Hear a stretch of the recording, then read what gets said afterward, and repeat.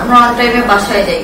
মিরপুরে বাংলাদেশ ক্রিকেট বোর্ডের একাডেমি ভবনে আজ আয়োজন করা হয়েছে বিশেষ একটি ট্রেনিং প্রোগ্রামের, যেখানে অংশ নিয়েছে দেশের নারী ক্রিকেটার ও বিসিবির ম্যানেজমেন্ট কর্মকর্তারা। মূল উদ্দেশ্য সচেতনতা তৈরি ও নিরাপদ পরিবেশ নিশ্চিত করা।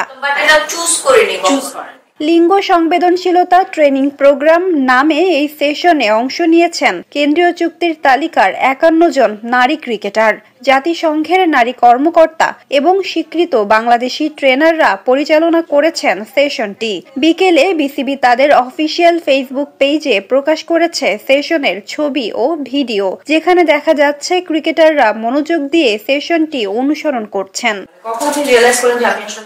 প্রায় ১.৫ ঘন্টা সময় ধরে অনুষ্ঠিত এই সেশনে নারী ক্রিকেটাররা শিখেছেন লিঙ্গভিত্তিক ইস্যু বোঝা, যৌন হয়রানি, অপ্রীতিকর পরিস্থিতি ও সেগুলো রিপোর্ট করার উপায়। ক্রিকেটাররা সেশনকে গুরুত্ব সহকারে অনুসরণ করেছেন। নারী ক্রিকেটারদের পাশাপাশি বিসিবির ম্যানেজমেন্ট কর্মকর্তাদের জন্যও আয়োজন করা হয়েছে আলাদা সেশন।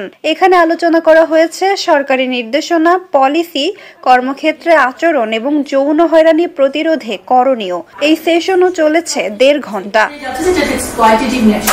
বিসিবির আজকের উদ্যোগের পেছনে প্রেক্ষাপটটি এসেছে জাহানারা আলমের অভিযোগ থেকে, যেখানে তিনি সতীর্থ, কোচিং স্টাফ ও নির্বাচকদের বিরুদ্ধে যৌন নিপীড়নের মতো গুরুতর অভিযোগ তুলেছিলেন। বিসিবি প্রথমেই ৩ সদস্যের তদন্ত কমিটি গঠন করেছিল, পরে ২ সদস্য আরও যোগ করা হয়েছে। আজকের ট্রেনিং মূলত এমন ঘটনার পুনরাবৃত্তি রোধের জন্য আয়োজন করা হয়েছে। অনেকটা প্রভাবিত হয়েছে।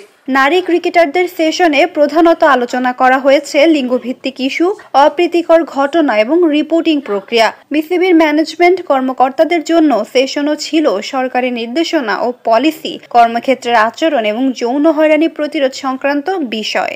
ছোটবেলা থেকে আপনি জানেন যে আপনি খেলতে চান। বিসিবির এই উদ্যোগ নারী ক্রিকেটারদের জন্য নিরাপদ পরিবেশ নিশ্চিতকরণের ক্ষেত্রে একটি গুরুত্বপূর্ণ পদক্ষেপ হিসেবে ধরা হচ্ছে। ক্রিকেটাররা সেশনের মাধ্যমে সচেতনতা ও সক্ষমতা অর্জন করেছেন, যাতে ভবিষ্যতে কর্মক্ষেত্রে নিরাপত্তা ও সম্মান নিশ্চিত করা যায়। নাজিফা তাসনিম, ক্রিকেট 97। ছুটি শেষে অফ করে দেয় এই প্রতিবন্ধকতা। Next level, well done, side by side, free.